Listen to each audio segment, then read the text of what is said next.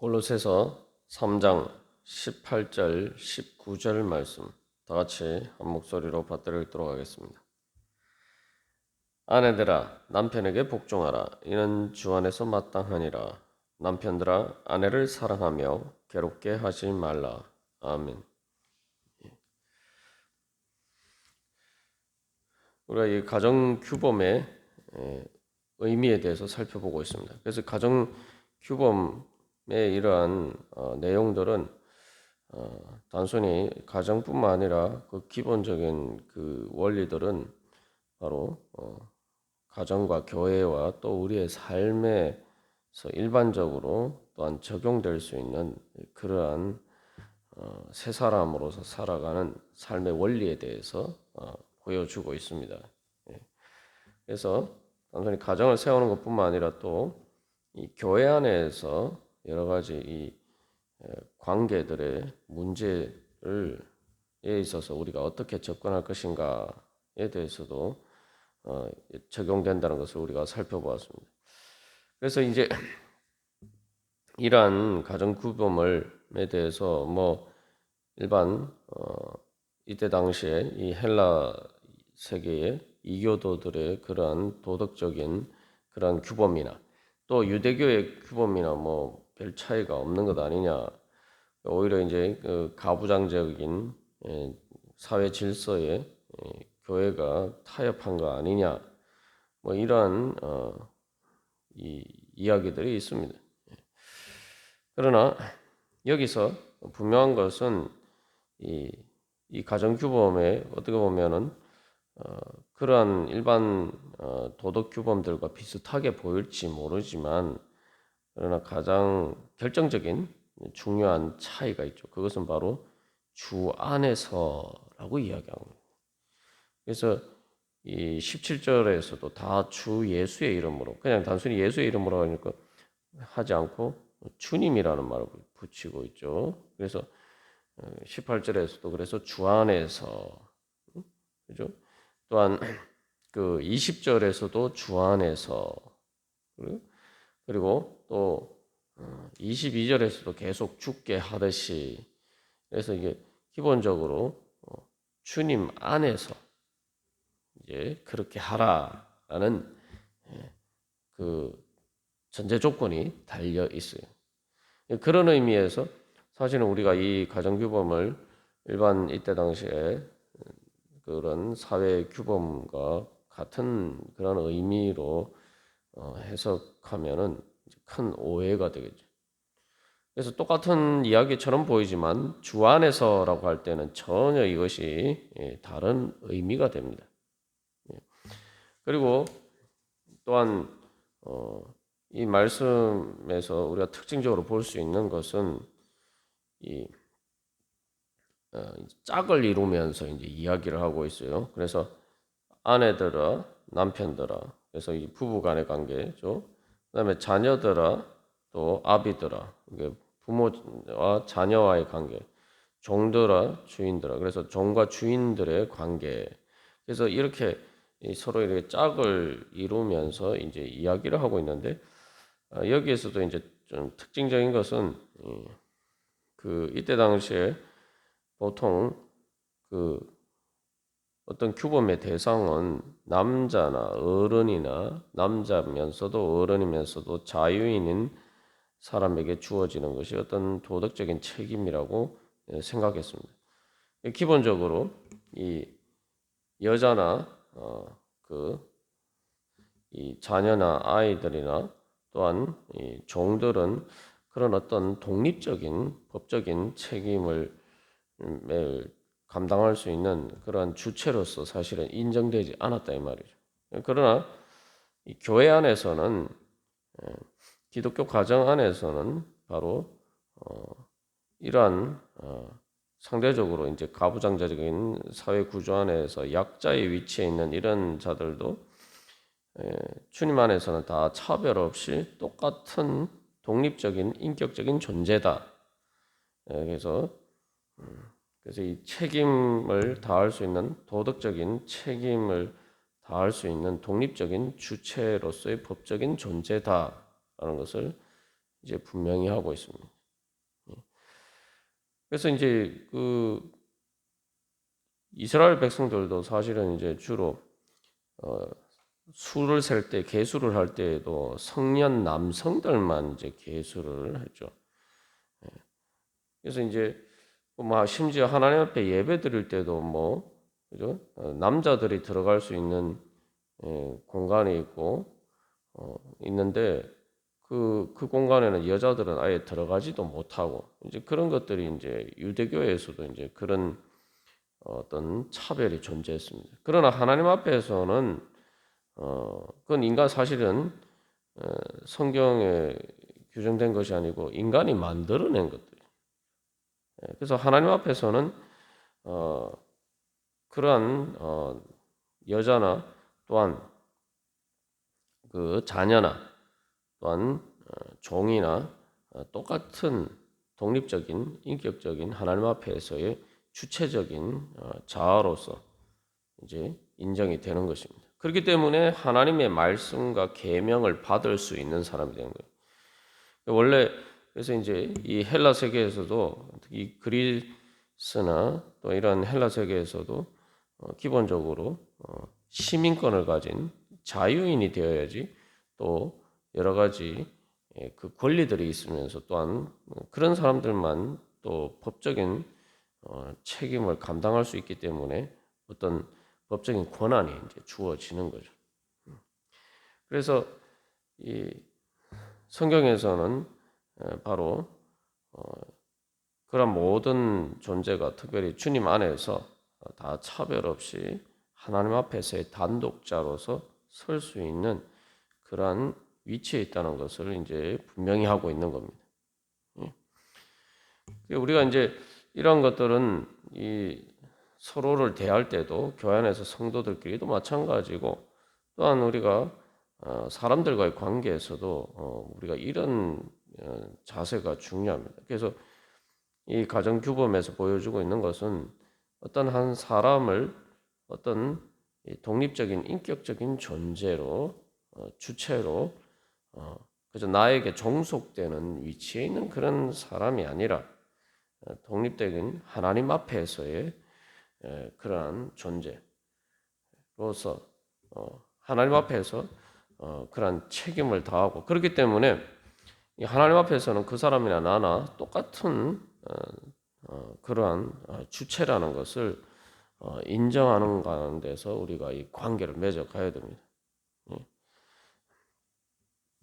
그리고 또한 이제 여기서 특징적인 것은 이제 여자들과 자녀들과 노예들에 대해서 이야기를 하고 있는데 이 주 안에서라는 말이 그 남편들과 그 다음에 그 아비들 그리고 상전들에게 대 있어서는 주 안에서라는 말이 이제 분명하게 명시를 하지 않는데 그 여자와 자녀들과 노예들에 대해서는 종들의 그 의무에 대해서 이야기를 할 때는 주 안에서라는 말을 붙이고 있어요. 이게 이제 사실 이제 중요한 의미가 있는데 이제 뭐 예를 들면 18절에서 아내들의 남편에게 복종하라. 이것은 세상 그 도덕 규범에서도 다 이야기하는 것이란 말이죠. 그런데 거기서 이는 주 안에서라고 이야기하는데 그래서 그러한 그 남편과 자녀들과 그러한 종들의 그러한 의무를 세상적인 관점에서의 복종이나 순종으로서 해석하면 안 된다는 거죠. 주님 안에서라는 관점에서 그것을 재해석하고 적용해야 된다는 겁니다. 그렇기 때문에 이제 사실은 이게 사실은 어떻게 보면은 표면적으로 보면 세상 규범과 똑같은 것처럼 보이지만 별 차이가 없는 것처럼 보이지만 주 안에서라는 말이 붙었기 때문에 이거 완전 다른 의미가 되는 거예요. 그래서 내가 주님께 복종한다는 관점에서 복종하고 또 순종하는 거죠. 그렇기 때문에 그 사실 이건 어떻게 보면은 주님 안에서 합당하지 않은 것에 있어서는 그 복종하고 순종하면 안 된다는 거예요. 그래서 우리가 뭐 제사의 예를 들었습니다만 사실은 이 주님 안에서 복종하는 것이기 때문에 주님의 명령을 거스르면서 주님을 배신하면서 주님께 대한 믿음을 저버리면서 복종하고 순종하라는 게 아니란 말이죠. 그러니까 제사를 거부하고는 다른 거죠. 그래서 제사를 거부한다는 것은 완전히 이게 완전히 혁명적인 것 정도가 아니라 조선시대 같은 경우에는 완전히 사회 질서 근간을 흔드는 것으로 보았기 때문에 이제 위험하다고 생각해서 국가에서 이제 그 박해를 하고 그렇게 했단 말이죠.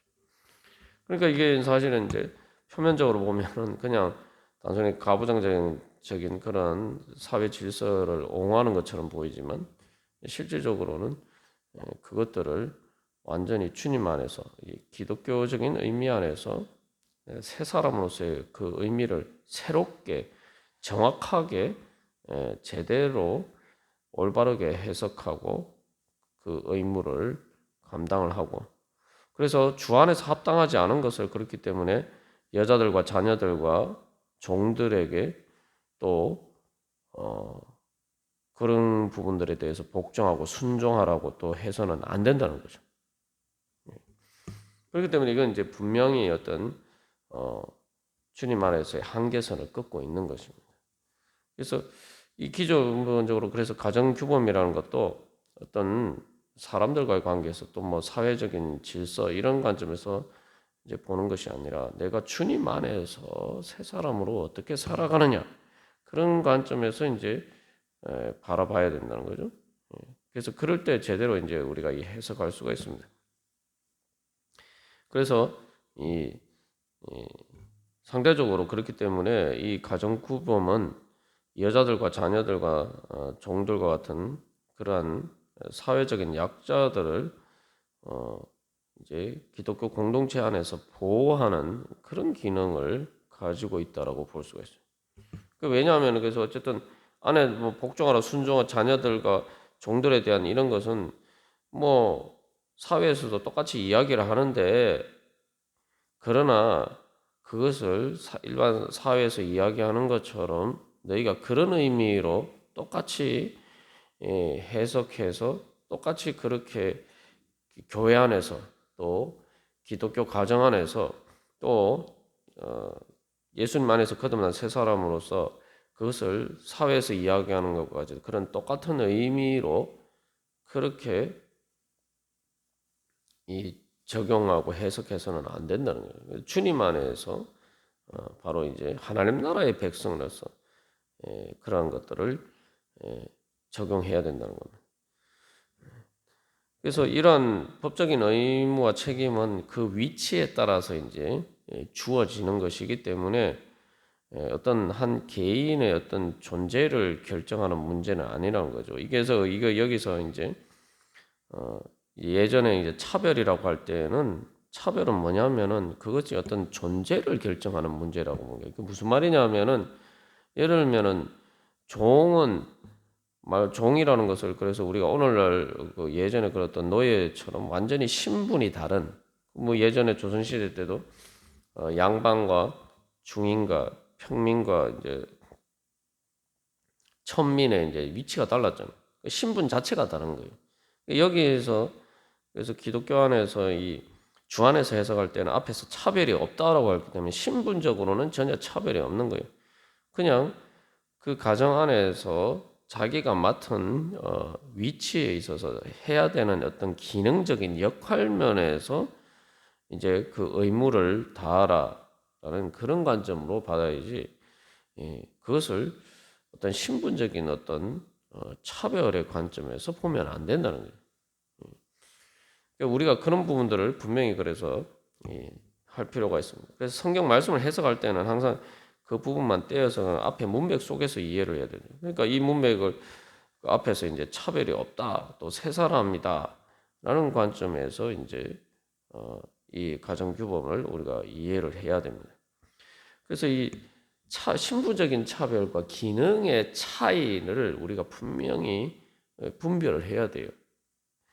그게 이제 예를 들면은 우리 로마 가톨릭에서도 사제들은 성직자들은 독신을 하는 그 성직자들은 일반 평신도와 기본적으로 신분적인 어떤 존재적인 관점에서 차이가 있다. 이렇게 이야기를 합니다.